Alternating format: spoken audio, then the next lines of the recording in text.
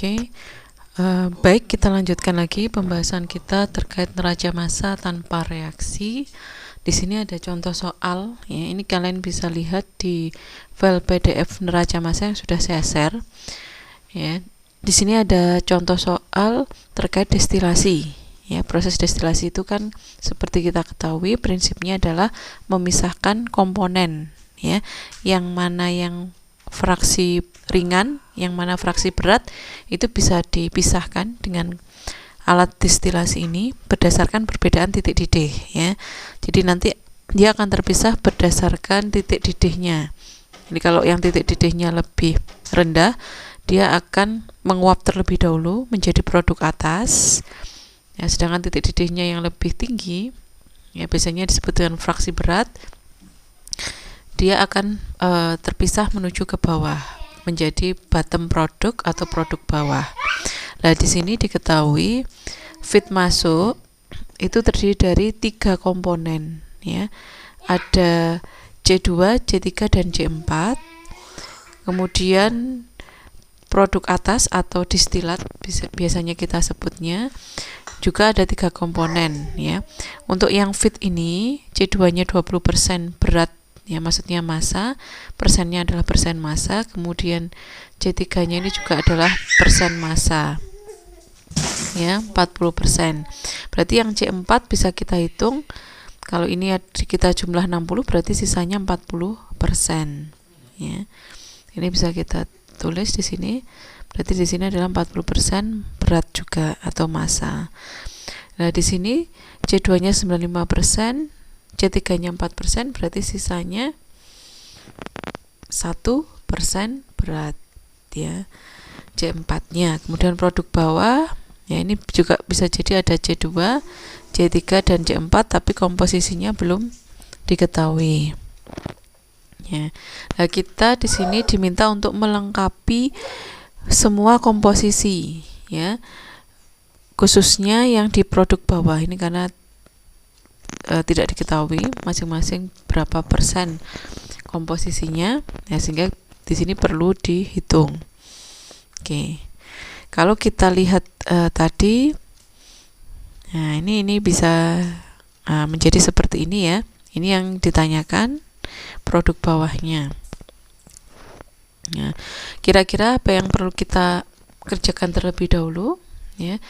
Jadi ketika kita menemukan kasus seperti ini, kita cek, ya, apakah komposisinya ada, kemudian cek juga apakah ada laju alir feed masuk ataupun produknya. Ternyata di sini tidak ada, ya, laju alir massanya, sehingga kita perlu ada basis, ya, basis perhitungan. Nah, di sini dibuatlah basis feed masuknya, yaitu sebesar 100-nya dibuat 100 kg, ya. Karena massa di sini persennya adalah persen massa, sehingga dibuat basisnya adalah feed masuk sama dengan 100 kg, ya, sehingga nanti kita bisa tahu, ya, massanya dari C2 berapa, C3 dan C4, ya. Ini yang belum diketahui. Oke, dari sini kita juga hitung terlebih dahulu berapa banyak variabel bebas yang tidak diketahui dan juga berapa banyak atau istilahnya NT, ya. Nah, berapa banyak persamaan neraca massa bebas yang bisa dibuat, ya, atau C komponennya, ya. Kalau kita lihat di sini persamaan neraca massa bebas yang bisa dibuatkan karena komponennya ada 3, berarti ada 3 persamaan neraca massa bebas, ya. Kemudian variabel bebasnya yang nggak diketahui, ada produk atas A, ada produk bawah B, kemudian C2, C3, C4, ya. Tapi yang C4 ini bisa kita dapatkan dari nilai 1 dikurangi C2 dikurangi C3, maksudnya fraksinya, ya. Fraksi dari C4 ini bisa didapat dari 1 fraksi totalnya dikurangi fraksinya C2 sama C3. Jadi ini dianggap independen, ya, tergantung. Sedangkan yang diminta ini adalah yang bebas. Bebas itu kalau yang tergantung ini dependent, ya, dependent. Nah, yang dicari adalah yang bebas, yang independen. Jadi berarti yang ini C2, C3. Ya, sebenarnya bisa juga kita tentukan C2-nya yang dependent misalkan. Berarti ini C3 min C4, ya. Bisa salah satunya, yang pasti salah satu dari ketiga komponen ini pasti merupakan variabel yang dependent, ya, yang tergantung dengan nilai komponen yang lain, ya, sehingga variabel bebasnya atau yang nggak diketahui ada berapa? Ada A, ada B, ada A dan B kecil, berarti ada 4. Di sini 4, di sini 3, ya. Sehingga nanti kita cek. Nah, ini ya. Di sini ada 4, di sini ada 3, ya kan? Karena tidak sama sehingga perlu dibuat satu asumsi atau anggapan di sini. Satu anggapan. Apa anggapannya? Di arus B. Jadi kalau ininya nggak sama, NT sama NC-nya itu nggak sama, ya, maka perlu dibuat asumsi supaya sama-sama 4, ya. Ini juga 4, ini 4. Makanya dibuat asumsi arus B. Arus B itu yang letaknya di bawah tadi, ya. Arus B-nya mengandung C2-nya 1% berat. Nah, di sini arus B yang bottom ini mengandung nilai C2. C2-nya yang ini hanya 1%, ya, masuk akal, ya. Jadi karena di C2 atas ini 95% berat, di C2 bawah biasanya kan 5%, harusnya kan supaya 100%. Nah, tapi di sini dibuat asumsi cukup 1%-nya saja. Nah, sebenarnya untuk masalah asumsi atau anggapan ini tadi itu terserah kalian, ya. Mau buat 1, mau buat 2%, 3%, yang pasti maksimal adalah 5%. Jadi tidak boleh lebih dari 5%. Ya, karena yang di atas ini komponen C2-nya yang sudah terpisahkan, ya, karena tadi titik D-nya lebih rendah, itu sudah 95%. Nah, berarti yang di bawah paling tidak 5%, tapi pasti kan ada loss-lossnya dikit, ya, kehilangannya, ya. Gak mungkin kemudian 100% mutlak, ya, bisa jadi kita buat range antara 1 sampai 5%. Kalau di sini diambil yang 1%-nya, ya. Sebenarnya kalian boleh ambil 2% atau 3%, ya, untuk membuat anggapan tadi. Jadi di C2 ini langsung kita tentukan. Nah, ini kita tentukan 1%. Sehingga yang nggak diketahui ada, nah, di sini 1, 2, 3, 4. Ya, yang nggak diketahui ada 4, tapi yang 1 ini tadi dependent sehingga cukup 3 yang nggak diketahui, ya. Nah, kalau 3 yang nggak diketahui berarti sudah sama-sama 3, ya. Nah,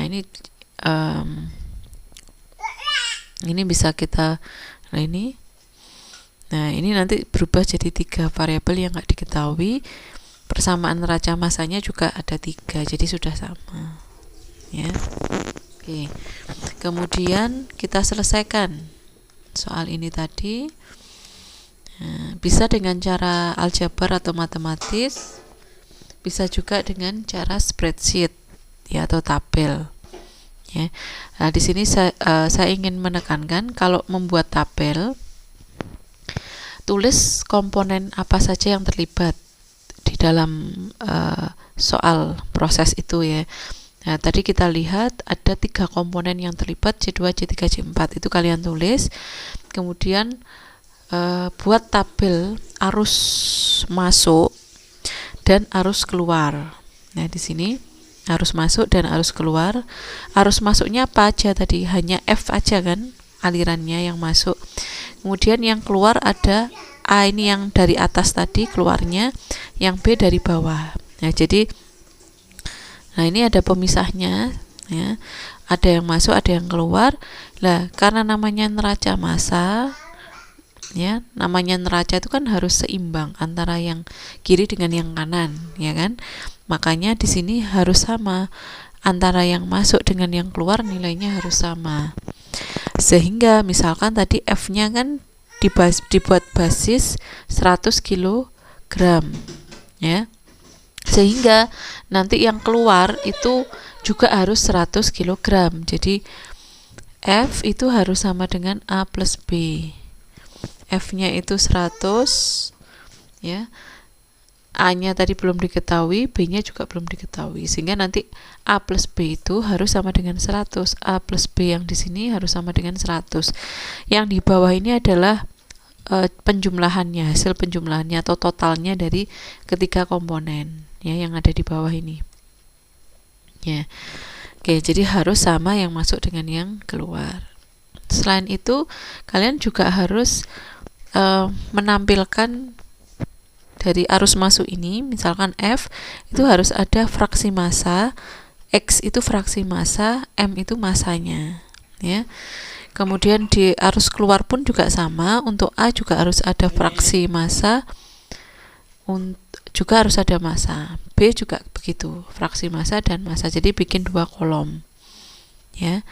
Kemudian kalau sudah masukkan nilai yang sudah diketahui di soal. Tadi yang di soal diketahui kan yang F 100 kg dengan komposisi atau fraksi massanya per komponen ya. Untuk C2-nya 0,2 karena 20%. Yang ini 0,4, yang ini 0,4 juga. Ya.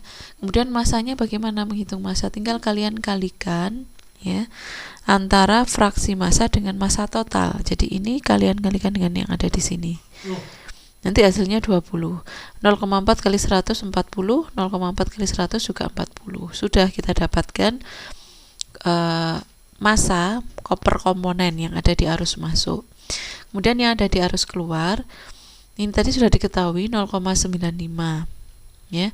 Kemudian ini juga sudah diketahui, ini juga sudah diketahui. Nah, yang belum diketahui apa?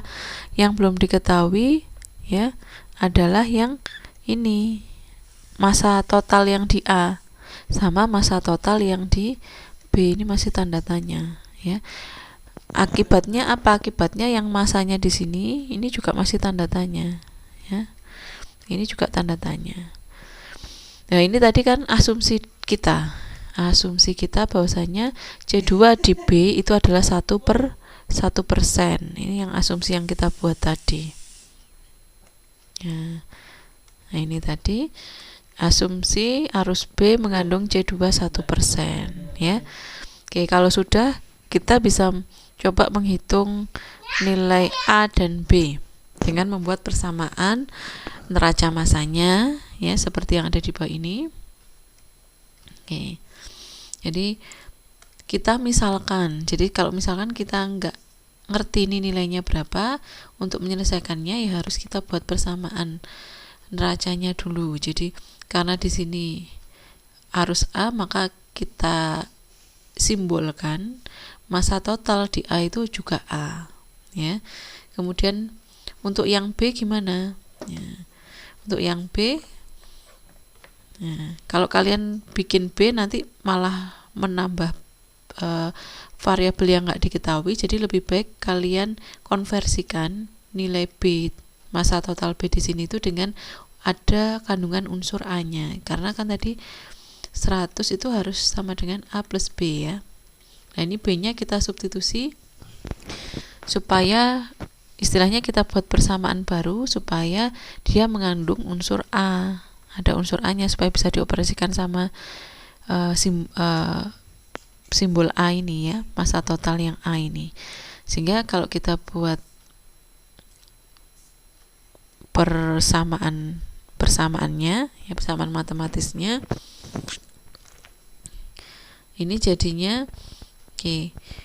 Caranya untuk bisa mendapatkan persamaan neraca massa totalnya ini, B yang di sini, supaya kok bisa dapat 2000 min 95A, itu kita harus bikin dulu neraca massa komponen. Neraca massa komponen yang ini tadi neraca massa total ya. Total itu maksudnya yang ada di bawah ini semua. Kecuali yang fraksinya ini ya otomatis 1 ya. Yang kita hitung di sini adalah yang masanya, bukan yang fraksi masanya. Ya. Kita hitung neraca massa komponennya dulu. Karena yang ada di paling atas ya, terserah bisa kalian yang C3-nya boleh, C4-nya juga boleh, tapi karena di sini kebetulan yang nomor 1 adalah C2, jadi kita bikin neraca massa komponen untuk C2 ya. C2 neraca massa komponennya 20 ya, sama dengan masanya C2 di A, masanya C2 di A itu kan 0,95 kali A ya. 0,95 kali A itu adalah massa di C2. Berarti ini kita tulis 0,95A. Kemudian harus ditambah dengan yang di B. Ya. Yang di B ini berarti untuk dapat nilai ini berarti kan harus 20 dikurangi ini, kita kan dapat ini ya, B. 20 sama dengan 0,95A. Nah, ini kan ditambah B ya. Nah, kalau kita buat persamanya berarti B sama dengan apa? B itu sama dengan 20 min 0,95A. Ya. Nah, seperti ini. Oke, sudah.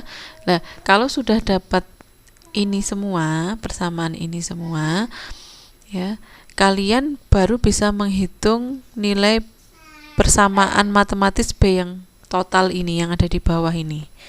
Ya, kita kan sudah dapat persamaan ini. Nah, terus gimana cara menghitung massa total di B? Ya, kalau menghitung fraksi massa, masih ingat kalau menghitung fraksi massa komponen misalkan itu adalah massa komponen dibagi massa total ya. Berarti kalau nyari massa total gimana? Massa total sama dengan massa komponen dibagi fraksi komponen. Berarti kalau ingin mencari ini supaya bisa dapat 2000 min 95A, kita harus membagi antara massanya yaitu 20 tadi yang sudah kita dapat, 20 min 0,9A. Nah, dibagi dengan apa? Fraksinya 0,01 ya. Ini seperti yang ada di sini. Poin 4 ini. Nah, ini tujuannya adalah untuk mendapat massa total B di sini yaitu sekitar 2000 min 95A. Ini masih ada unsur yang nggak diketahui A-nya ya. Oke, kalau kita sudah dapat persamaan ini, persamaan matematis yang di B itu, nah, baru kemudian kita operasikan neraca massa total ini seperti yang ada di poin 5 ini. Jadi nanti 100 itu sama dengan A ditambah B kan. Lah B-nya itu kalian substitusi dengan ini 2000 min 95A. Ya. Ini ya. Ini B kan? Ya, B di sini. Ya, disubstitusi. Kemudian tinggal dioperasikan seperti biasa, 2000 dipindah ke kiri. Jadinya min 2000 plus 100 kan min 1900 ya. Sama dengan karena ini A itu kan 1A dikurangi 95A jadinya min 94A. Jadi hasilnya adalah min 1900 sama dengan min 94A ya. Berarti A-nya berapa? A-nya adalah 1900 dibagi 94 ya. Minusnya dibagi minus kan habis ya. Jadi positif sehingga A-nya di sini adalah ini dibagi hasilnya 20,2 kilogram ya. Ini untuk nilai A-nya. A-nya 20,2 udah ketemu ini.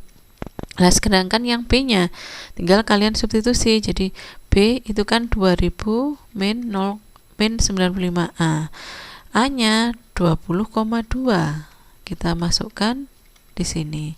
20,2 kali 95 berapa? Tinggal 2000 dikurangi ini. Nanti didapatkan nilainya ya 79,8 kg. Oke, seperti itu ya.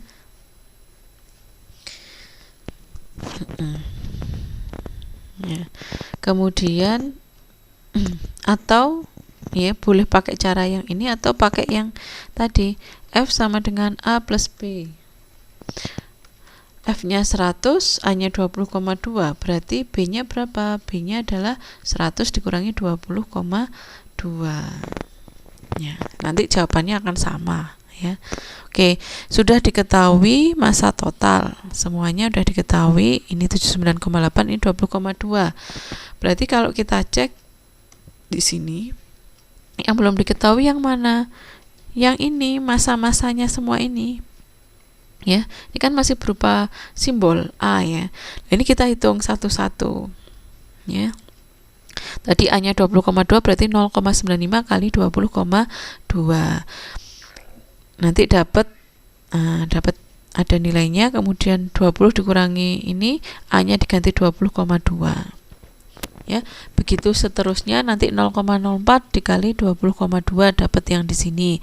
0,01 dikali 20,2 dapat yang di sini. Nah, kemudian ya ini tadi 79,8 dikali 0,01 ya.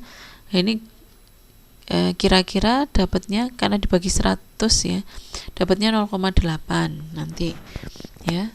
Oke, kemudian yang di sini gimana menghitungnya? Yang dua ini.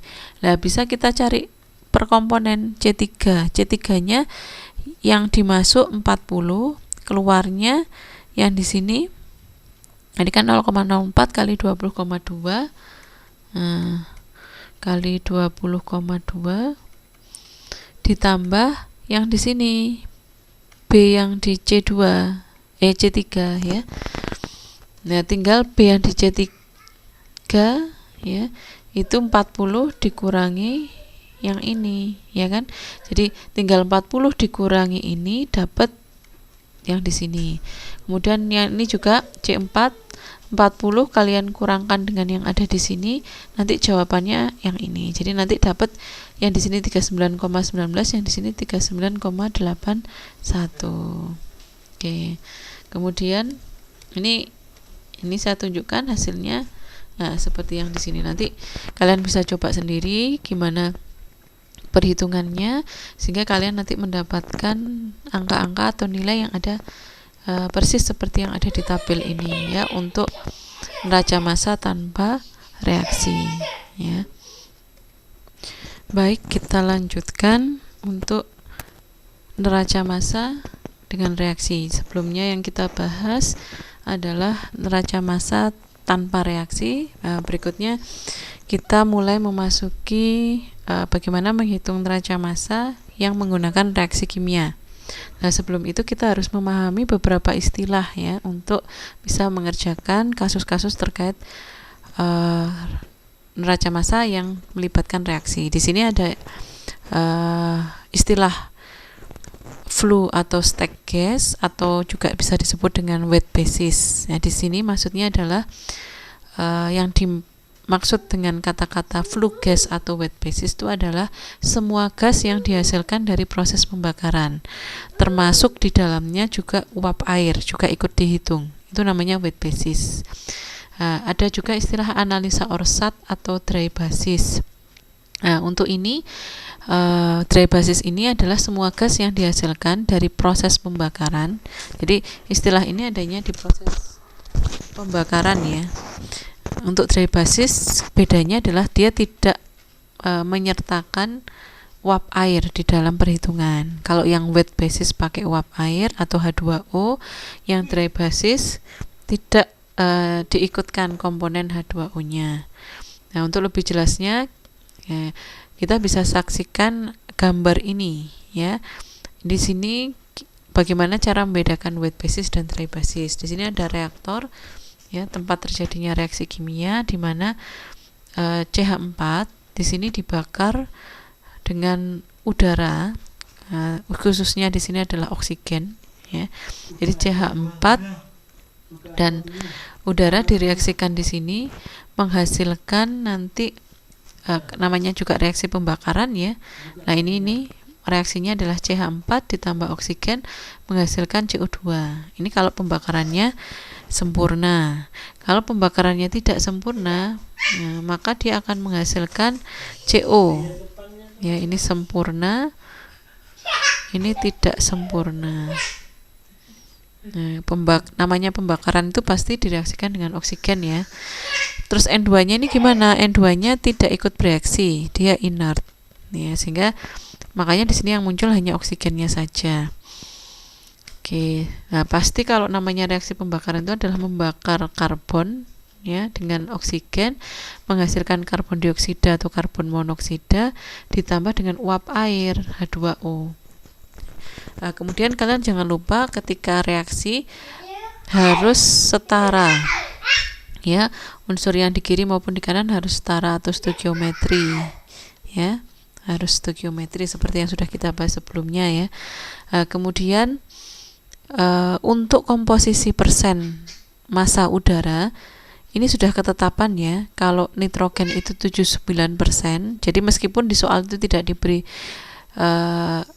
diberitahu nilai komposisi udara, tapi ini sudah merupakan ketetapan umum. Jadi kalian harus ingat bahwasanya udara itu terdiri dari komponen terbesarnya, ya, yang mendominasi itu ada N2 sama O2. N2-nya itu 79%, O2-nya ini 21%. Ya, ini sudah baku seperti ini. Nah, ada juga nanti kasus soal di mana komposisi N2 dan O2 itu tidak sekian, tidak 79 banding 21. Maka zat atau fluida ini atau udara ini itu bukan termasuk jenis udara, ya. Bisa jadi dia merupakan gas disebut dengan gas apa gitu, ya, karena komposisi udara itu pasti 79 sama 21. 21%-nya yang punyanya oksigen, ya. Oke. Jadi di sini C4-nya misalkan ini dibuat 95%, maka yang 5% itu bisa jadi adalah dia oksigen. Nah, di sini namanya reaksi pembakaran, dia akan menghasilkan gas CO, CO2 dan H2O, ya kan? Nah, kemudian O2 sama N2-nya di sini kenapa kok ada N2 sama O2 padahal di hasil reaksi itu tidak ada? Nah, bisa jadi O2 di sini itu adalah ekses atau kelebihan, ya. Kelebihan oksigen yang tidak ikut bereaksi. Ya kan, bisa jadi kalau membakar, reaksi pembakaran itu tidak kemudian semua oksigen itu terpakai, ya, bereaksi semua itu tidak selalu, ya. Bisa jadi ada yang sisa yang tidak ikut bereaksi, yang tidak terpakai. Nah, itu akan keluar menjadi produk juga di sini O2. Dilihat-lihat lagi, ya, jenis soalnya, ya. Kalau ternyata habis bereaksi O2-nya berarti nggak boleh ada di produknya, tapi kalau dia masih sisa maka pasti ada di produk. Kemudian N2 ini juga pasti akan muncul di produk karena dia tidak ikut bereaksi atau inert. Jadi jangan dilupakan, ya, untuk N2 ini harus ada biasanya ketika kita mereaksikan dengan udara, ya. Kemudian dari produk berupa gas ini, kita bisa membaginya menjadi dry flue gas atau flue gas atau wet basis istilahnya. Dry basis atau wet basis. Yang termasuk dry basis itu adalah yang ini, tanpa H2O. Itu dry. Tapi kalau kita diminta menghitung komposisi wet basisnya, komposisi CO, CO2 ketika dia bersama-sama dengan uap air, nah, maka itu namanya wet basis. Ya, itu bedanya antara dry itu tidak pakai H2O perhitungannya. Kalau wet basis H2O-nya ikut diperhitungkan, ya, di dalam komposisi produk. Oke. Nah, kemudian kita coba di sini ada istilah lagi yang dinamakan dengan udara teoritis, ya. Udara teoritis atau oksigen teoritis. Nah, maksudnya apa ini?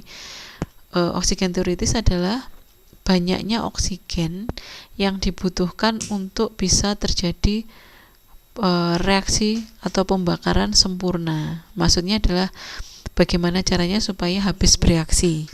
Itu namanya oksigen teoritis atau idealnya, reaksi idealnya nanti. Ya. Oke. Nah, ini penekanan bahwasanya pembakaran sempurna itu jika semua bahan bakar itu terbakar habis dan semua karbon juga terbakar menjadi CO2. Ini sempurna, tapi ketika di real di lapangan yang namanya reaksi itu pasti nggak mungkin bisa sempurna 100% terkonversi, pasti masih ada 10%-nya ya, paling tidak itu tidak pasti sisa atau tidak terpakai ya bahan bakarnya. Kemudian ada istilah oksigen excess ya, seperti yang tadi saya sampaikan, ada kelebihan oksigen ya, jadi ini juga bisa terjadi, jadi bisa jadi udara yang dipakai untuk reaksi pembakaran itu terlalu banyak ya. Di sini disebut dengan excess air. Bagaimana excess air itu? Excess air adalah banyaknya kelebihan udara, atau kalau di sini bisa kita buat oksigen yang dibutuhkan untuk proses pembakaran sempurna. Jadi nanti untuk menghitung persen excess itu adalah udara masuk dikurangi udara teoritis. Ini udara teoritis yang dibutuhkan untuk bereaksi ya. Nah, kalau ternyata yang dibutuhkan untuk bereaksi itu lebih sedikit daripada udara masuk, yang bisa jadi kan ada kelebihan ya. Nah, ini rumusnya seperti ini. Jadi kalau ini untuk udara, tapi kalau ini yang bawah ini untuk oksigen, karena oksigen kan 21%. Sehingga di sini 0,21 kalikan udara masuk ya dikurangi 0,21 kali udara teoritisnya. Ya, seperti ini nanti. Dikali dengan 100%. Oke.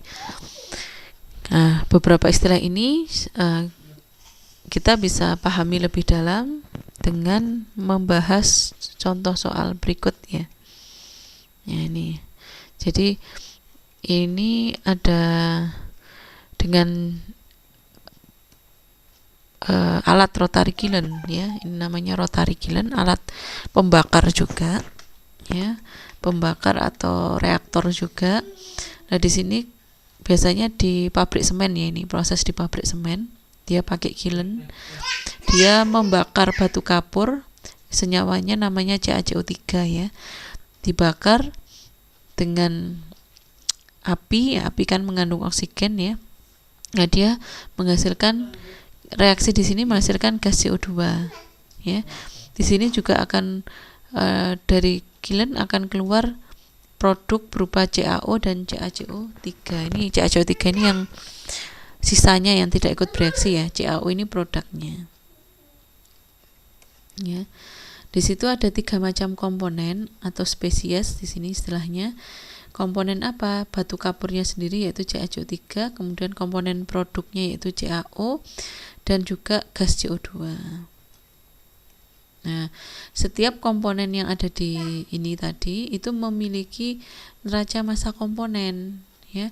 Misalkan yang CaCO3 neraca massanya CaO3 masuk dikurangi yang keluar, ditambah yang generasi, ini istilahnya adalah generasi dikurangi yang konsumsi, ini in dikurangi out, ini lanjut ya, jadi agak panjang. Nah, ini neraca massa komponen namanya, komponen yang CaCO3. Nanti yang CaO juga sama, massa CaO masuk dikurangi massa CaO keluar ditambah massa CaO yang terbentuk, nah seperti itu ya, itu namanya neraca massa komponen. Nah, ini oke.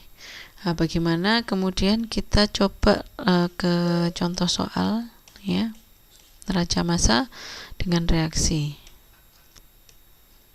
Nah, jadi kalau neraca massa dengan reaksi ini kita harus sering-sering memakai satuan mol ya. satuan mol, karena namanya reaksi itu pasti yang dihitung dalam satuan mol. Ya, ini. Oke. Nah, ini ada contoh soal terkait pembuatan gas CO2 dengan mereaksikan dolomit menggunakan larutan asam sulfat. Nah, dolomitnya sendiri itu dia mengandung berapa komponen ini? Ada 3, ya. Ada CaCO3, ada MgCO3, ada SiO2. Jadi ada 3 komponen, ya. Kemudian ini dolomitnya. Yang asam sulfatnya itu mengandung 2 komponen, yaitu H2SO4 94% dan H2O-nya 6%. Kemudian larutan yang digunakan H2SO4-nya itu 50% ekses, lebih, ya. Jadi ada kelebihan 50%. Ya. Nah, kemudian MgCO3 dan CaCO3 itu terkonversi menjadi MgSO4 dan CaSO4 sama-sama sebesar 80%. Nah, ini kemudian yang ditanyakan berapa kilogram CO2 yang dihasilkan per 100 kg dolomit. Jadi yang ditanya produk gas CO2-nya. Nah, ini sudah diminta dari awal di pertanyaannya, kalau 100 kg dolomit itu berapa CO2-nya. Berarti ini bisa kita jadikan sebagai basis. Nah, karena di sini di soal kan nggak diketahui berapa sih dolomitnya yang masuk. Nah, ini bisa kita pakai, ya, soal ini bisa kita pakai sebagai basis. Basis masuknya dolomit sebesar 100 kg. Ya. Kemudian komposisi produk campuran padat cair yang keluar dari reaktor. Ini juga yang ditanya adalah komposisi produknya, fraksi masanya. Ya. Kalau campuran padat cair ini berarti weight basis, ya, nanti yang kita pakai. H2O-nya ikut, ya. Oke. Nah, selanjutnya kita kan tadi sudah menentukan basisnya. Kita bikin blok diagram atau gambarnya supaya mempermudah, yaitu ini alat untuk pembakarannya, alat untuk mencampurnya. Dolomit dicampur dengan H2SO4, ya. Dolomitnya 100 kg, basis tadi. CaCO3-nya ini diketahui di soal, ya. Yang ini diketahui di soal, persen-persennya ini persen massa, ya. Kenapa massa? Karena di sini basisnya adalah pakai satuan massa kilogram, ya. Kemudian yang ini larutan H2SO4-nya, yang di B ini kelebihan 50%. Tadi ini juga diketahui di soal komposisinya. Kemudian produk yang keluar yaitu C, ini nggak diketahui semuanya. Kalian harus tulis komponennya semua, ya, di produk supaya nggak bingung nanti ini produknya apa saja sih. Ya, jadi kalian harus bisa menentukan komponen apa saja yang ada di produk. Ya, kalau lihat tadi CaCO3 itu tadi terkonversi menjadi apa? CaSO4. MgCO3 terkonversi menjadi apa? MgSO4. Nah, ini kalian harus bisa menentukan senyawa apa saja sih yang ada di produk. SiO2 karena namanya SiO2 di sini itu inert, ya, dianggap inert, tidak ikut bereaksi, sehingga dia pasti ikut keluar di sini SiO2. Nah, kemudian kenapa di sini kok bisa ada CaCO3 lagi sama MgCO3, ya? Ya, karena bisa jadi CaCO3 sama MgCO3 di sini itu tidak habis bereaksi semuanya, tapi masih ada sisa, sehingga sisanya ikut keluar di produk, makanya muncul, ya. Kemudian di sini ada H2SO4. Kenapa? Karena di sini ada kelebihan ekses, sehingga namanya kelebihan berarti kan nggak kepake nanti di reaksinya, ya. Karena nggak kepake itulah dia tetap ikut keluar menjadi produk, sehingga di sini harus ada komponen H2SO4. Nah, kemudian juga di sini ada H2O. Ini dari mana? Nah, kalian cek aja dari reaksinya. Nah, nanti kalian juga harus bisa bikin reaksinya sendiri. Nah, CaCO3 ditambah H2SO4. Ini pasti menghasilkan CaSO4. Nah, Ca-nya sudah semua. SO4 nya sudah, berarti yang sisa apa? Sisa H2O hanya ya di sini pasti ini H2O ditambah ini ada C. Nah, bisa jadi CO. Nah, ini kan CaSO4. Nah, bisa jadi di sini ada CO atau CO2 ya dari reaksinya itu. Dan jangan lupa disetarakan. Oke. Karena kemudian yang ini masih ada lagi ya, yang produk akhirnya yang memang ingin diambil itu kan sebenarnya CO2-nya aja kan. Ya, yang di sini nah, yang di sini kan hanya H2O. Berarti ya tadi kan dari reaksi yang sudah saya tulis tadi itu kan ada plus H2O kemudian plus CO2. Nah, ini CO2-nya adalah produknya yang nanti akan dipisahkan ya dari produk yang lain. Ya, ini. Oke. Kemudian kita cek variabel mana yang tidak diketahui ya. A sudah diketahui semua ya. Kemudian yang B pun belum diketahui ya. Yang C sama sekali semuanya belum diketahui. Yang D masa keluarnya yang belum diketahui. Jadi ada berapa variabel bebas yang nggak diketahui? 1, 2, 3, 4, 5, 6, 7, 8. Ada 8 variabel bebas yang tidak diketahui ya. Nah, terus yang G ini gimana? H2O-nya ini adalah variabel dependent. Jadi kalau yang ini diketahui, insya Allah H2O juga bisa diketahui. Jadi ada 1, 2, kemudian A, B, C, D, E, F, ini kan 6.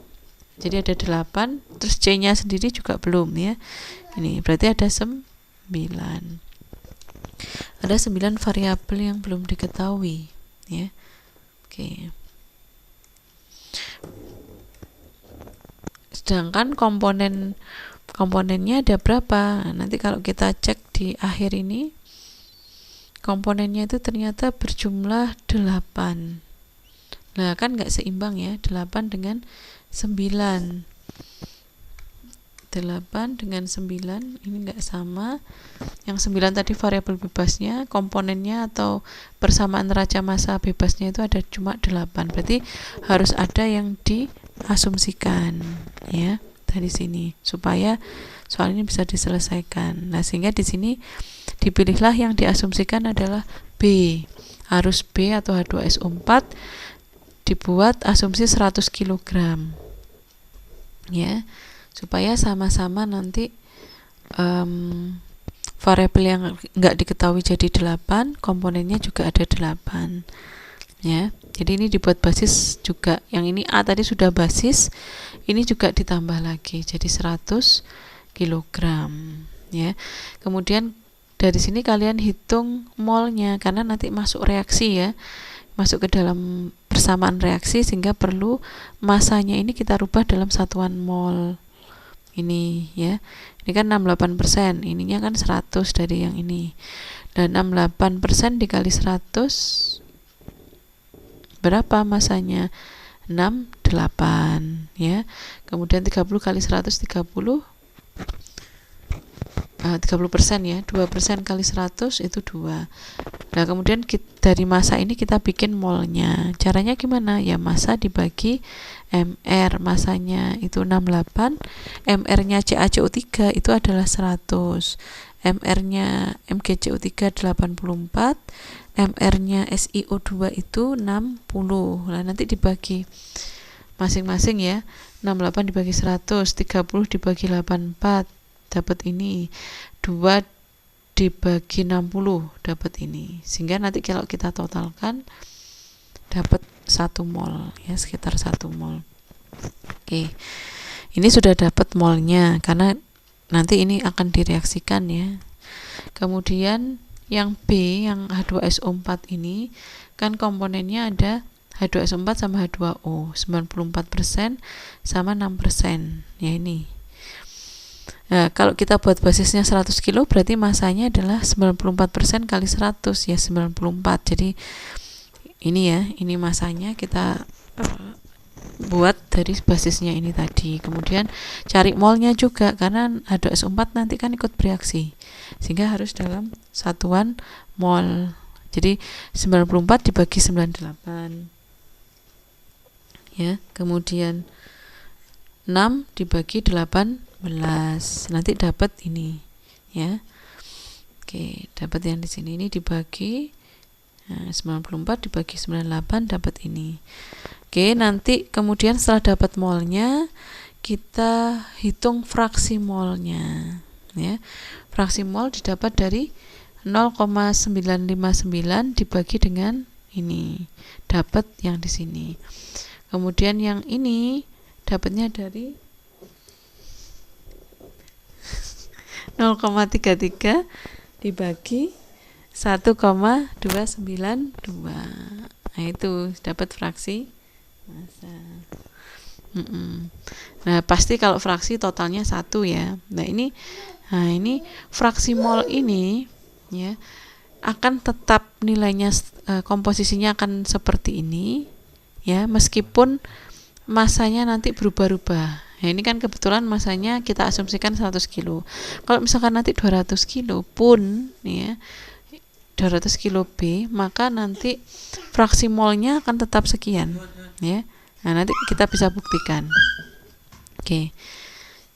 Ya, ini jadi mau kita buat basis berapapun itu nggak ngaruh ya, karena komposisi molnya, fraksi molnya itu akan tetap seperti ini ya. Itu makanya fraksi itu sangat memegang peranan penting ya dalam perhitungan untuk perhitungan reaksi ya, karena memang nanti fraksi itu akan nilainya tetap seperti itu ya, berapapun masanya nanti tinggal ngikutin aja. Kalau 100 kilo fraksi molnya 0,742 berarti molnya nanti dapatnya sekitar berapa, nanti akan tetap ini ya nilai fraksinya. Kalau 200 kilo maka akan lebih besar lagi ya. Nah, ini oke, nanti kita cek langsung di jawabannya. Oke, ini sudah kita dapatkan fraksi molnya. Kemudian kita lanjut ke membuat persamaan reaksinya ya. Persamaan reaksi di sini ada CaCO3 ditambah H2SO4 menghasilkan CaSO4 CO2 plus H2O. Reaksi yang kedua itu MgCO3-nya ya, menghasilkan MgSO4 CO2 plus H2O. Nah, ini kita masukkan tadi CaCO3-nya berapa mol. Nah, ini dapat 0,68 mol. Yang MgCO3-nya 0,356. Nah, ini 0,68, yang di sini 0,356. Kita cek apakah sudah setara persamaan reaksi ini. Ya, kalau sudah setara berarti ini koefisiennya kan sama semua 1 ya. Untungnya ini sama-sama 1 sehingga nanti CaCO3-nya 0,68 berarti H2SO4 yang dibutuhkan berapa juga sama 0,68 yang dibutuhkan untuk bereaksi. Kemudian untuk yang MgCO3 juga demikian. Karena di sini koefisiennya 1 sehingga nanti sama, yang bereaksi MgCO3 sekian, maka yang dibutuhkan H2SO4 untuk bereaksi juga 0,356. Ini namanya perbandingan setara ya. Jadi ini setara. Karena di sini koefisiennya 1, di sini 1 ya. Kalian coba ingat-ingat lagi materi yang sudah kita bahas sebelumnya terkait stoikiometri ya. Oke. Kemudian di sini ada, kita diminta untuk menghitung kebutuhan teoritis. Kenapa? Karena tadi kan ada persen ekses. Nah, tadi kan ada persen ekses H2SO4 ya. Untuk bisa menghitung persen ekses H2SO4 itu kan dari H2SO4 di B awal ya dikurangi dengan yang dibutuhkan untuk bereaksi dibagi dengan H2SO4 teoritis juga. Ini sama ya. Nah, tadi H2SO4 di awal tadi itu kan fraksi molnya kan 0,742 ya, yang namanya massa itu kan fraksi mol kalikan massa total. Sehingga di sini makanya fraksi molnya H2SO4 berapa tadi? 0,742 kan? Massa totalnya berapa tadi? Kita simbolkan dengan B. Ya. Kita simbolkan dengan B. Kenapa? Tadi kan sebenarnya B-nya kan basisnya 100 kilo. Tapi itu kan asumsi, bukan kondisi realnya. Ya, sehingga ini masih kita buat variabel yang belum diketahui dulu. Sehingga nanti kita akan menghitung, kita dapat nilai dari B, dari menghitung persen ekses H2SO4 ini. Jadi 0,742B yang awal dikurangi dengan ketika dia butuh untuk bereaksi. Berapa? Yang bereaksi di reaksi 2 kan 0,356, yang bereaksi di reaksi 1 kan tadi 0,68. Ini kita jumlah, ya, nanti akan menghasilkan 0,36. Nah, nanti ini dimasukkan ke sini, dibagi dengan kebutuhan teoritis juga, dikali 100%. Eksesnya H2SO4 tadi kan 50%, ya. Nah, kemudian kalau sudah kita hitung seperti biasa, sehingga kita dapatkan nilai B-nya berapa mol. Ini masih dalam satuan mol ya, ini tadi semua ini dalam satuan mol. Dapatnya 2,094. Karena dia kilogram, berarti kilogram mol ya. Nah, ini kita konversikan ke massa. 2,094 dikalikan MR-nya B H2SO4. MR-nya H2SO4 berapa? Ya, itu kalian kalikan. Jadi 98 ya MR-nya H2SO4 itu. Nanti dapat massa 205,212. Oke. Kalau sudah kita menghitung itu tadi secara reaksi idealnya ya. Kemudian karena di soal tadi sudah diketahui ini di kalimat terakhir ya, kalian nanti cek MgCO3 maupun CaCO3 itu sama-sama terkonversi sebesar 80%. Jadi berubah jadi produknya itu hanya mampu sebesar 80%. Berarti sisanya yang enggak terkonversi berapa? 20% kan? Nah, 20% itu tidak terkonversi. Nah, berarti kalau kita ingat materi yang sebelumnya, ada reaksi ideal atau reaksi teoritis. Itu yang diharapkan itu kan habis bereaksi semua, tapi karena kenyataannya hanya 80%, berarti nanti itu masuk ke reaksi sebenarnya. Ya, reaksi sebenarnya. Oke. Kalau kita lihat di sini, kita buat persamaan reaksi yang sebenarnya ini, jadi hanya 80%-nya aja yang terkonversi, jadi 0,8 kali 0,356. Yang ini juga CaC3 0,8 dikali 0,68, sehingga yang bereaksi hanya 0,285 dari total 0,356 mol. Sehingga yang bereaksi di H2SO4 itu juga hanya segini, yang dibutuhkan itu hanya segini juga. Yang CaC3 juga demikian.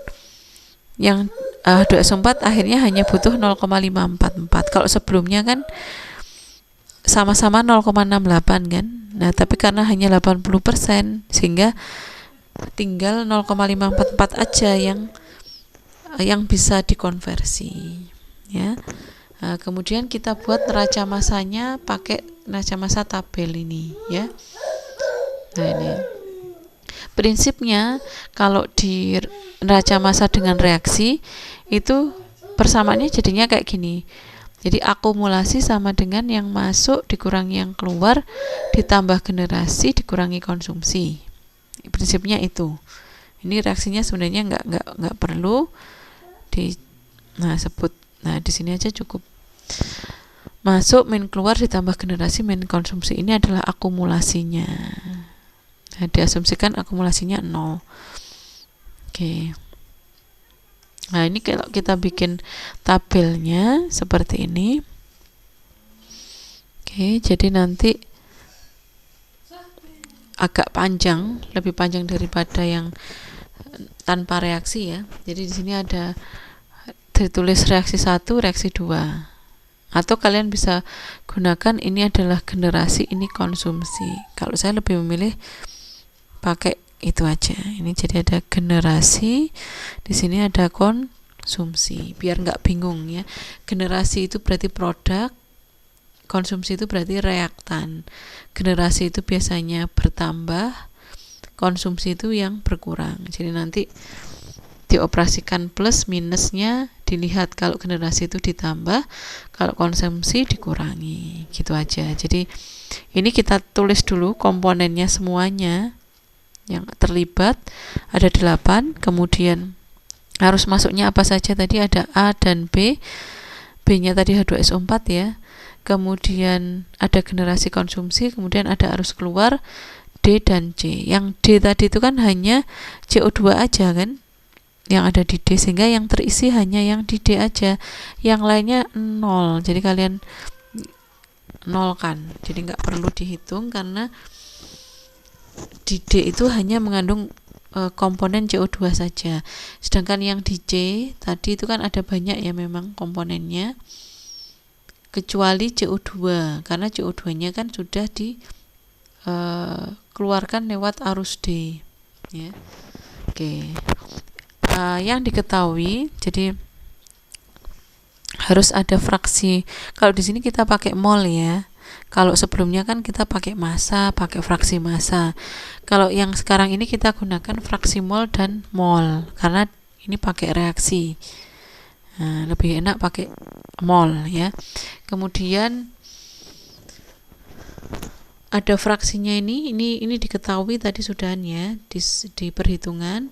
Kemudian ini molnya juga sudah dapat dari perhitungan.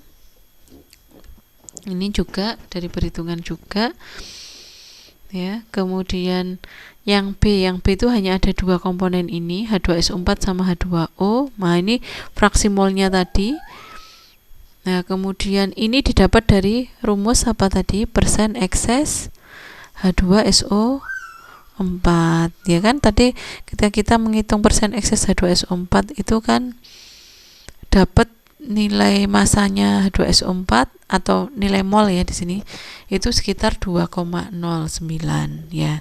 Ini berarti kita bisa dapat massa di sini dengan cara fraksinya kita kalikan dengan massa total ya. Ini juga dapat nilai molnya. Kalau sudah, kita isi yang generasi konsumsi ya. Generasi dan konsumsi berarti kita cek di persamaan reaksinya. Di reaksi 1 tadi itu kan ada yang tergenerasi atau menjadi produk itu kan ada CO2. Ini saya hapus dulu ya, yang di ini generasi, ini konsumsi. Yang di reaksi 1 tadi itu kan Mg, kalau di sini tadi yang MgCO3-nya ya yang didahulukan. Nah, sama aja sebenarnya, mau ini boleh ini dulu atau ini ya. CaCO3 ketika tadi direaksikan dengan H2SO4 menghasilkan apa saja? Menghasilkan ini, menghasilkan CO2, sama kalau CaCO3 menghasilkan CaSO4. Nah, kemudian yang MgCO3 tadi menghasilkan MgSO4 sama CO2 plus apa? Plus H2O. Nah, sehingga kita bisa masukkan di kolom generasi ini yang H2O-nya ya. H2O-nya itu karena dia menjadi produk atau generasi dia bertambah jadi plus 0,285 ya. Dan juga ditambah dengan 0,544. Kalau kalian lihat di ininya persamaan reaksi,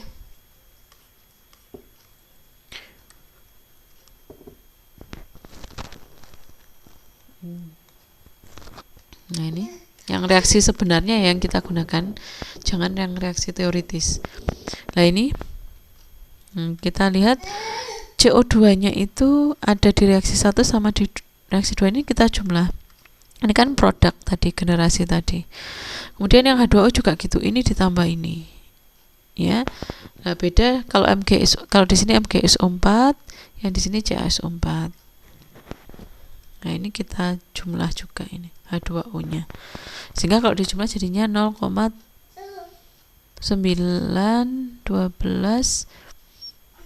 8 0,829 ya. Oke. Nah, ini kita cek di tabelnya tadi 0,829. Nah, ini nanti ini bisa kita tulis. Ini adalah kolom generasi, ini kolom konsumsi, ini udah nanti saya rubah ya. Jadi ini hasilnya adalah yang tergenerasi ya, H2O nya 0,829